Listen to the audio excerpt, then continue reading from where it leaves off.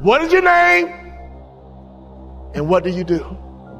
What would happen in your local marketplace? You became known as a philanthropist. What would happen in your local marketplace? You were known as being charitable. What would happen in your local marketplace if all the other business owners who are highly successful not only know your company, but they know you personally? Can I ask you a question? How many black tie events do you go to? When I stopped playing basketball, I had no money coming in, and all I would do is go to black tie events and be around highly successful people. And I would sit at the table. They would ask me my name. And the second question, I was waiting for it. But what do you do? Well, I'm a former NBA player, but now I'm a motivational speaker. And at those black tie events, you know, they attract not only successful business people, they attract the good guys too. See, snake business guys who only care about money, they don't go to black tie events. People who go to black tie events care about their community. People who go to black tie events make a difference in their community.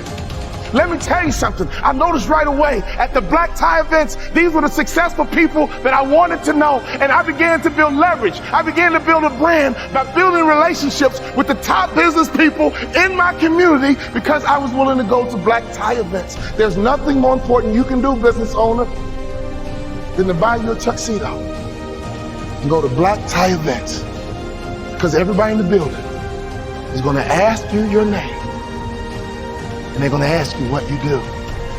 What would happen if your company became endeared to some charity in your community? Ladies, what better way is it to build the culture? Some of you wives, why don't you drive this? He's busy trying to make money. You drive the charity. You found an organization, and you make sure that your company is synonymous with some philanthropic area in the community. There's nothing better than changing a life. There's nothing better than blessing somebody who's less fortunate. I made a commitment of lifting the spirit of people who were trying to get to that next level. Start your business with charity. There's no better methodology than that. Never forget this. All great brands are built on passion.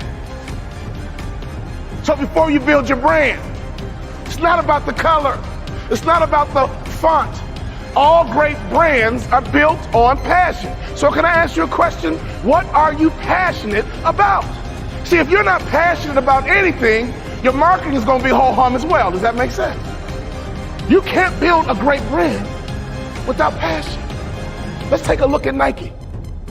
Phil Knight built Nike and the brand out of passion. He loves to run, and he couldn't find good running shoes. So he said, well, I'll just start a company and make some myself, because a good runner needs to have good shoes. He's built an international brand based on passion.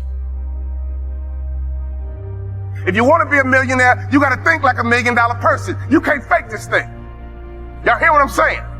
You got to be legit in this game. You can't fake it to the NBA. You got to be able to ball out. You got to be able to hoop. You got to be legit. And in business, it's the same way. You got to be legit. So take your money and get some information in your head, and then take some money and get access. I got 3 kids. And this is why you got to get access, so you can make life easier for your kids.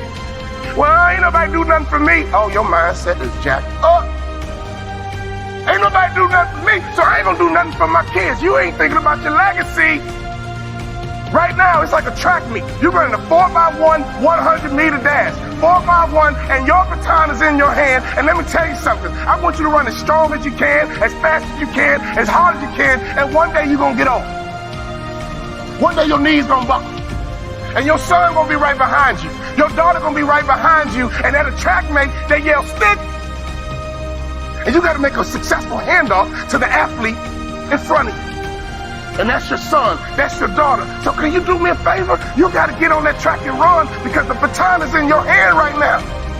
And to me, 50 grand ain't enough to live your dreams. To me, 80 grand ain't enough to live your dreams. Who's trying to live in that big house? Who's trying to live in that big car? Who's trying to retire with some real money in the bank? Ladies and gentlemen, you guys know the average American only has $1,500 in savings? You're a car accident away from going broke. Hear me close. Don't sell product. Sell hopes and dreams. Don't sell product. Sell hopes and dreams. Don't sell product again. Sell hopes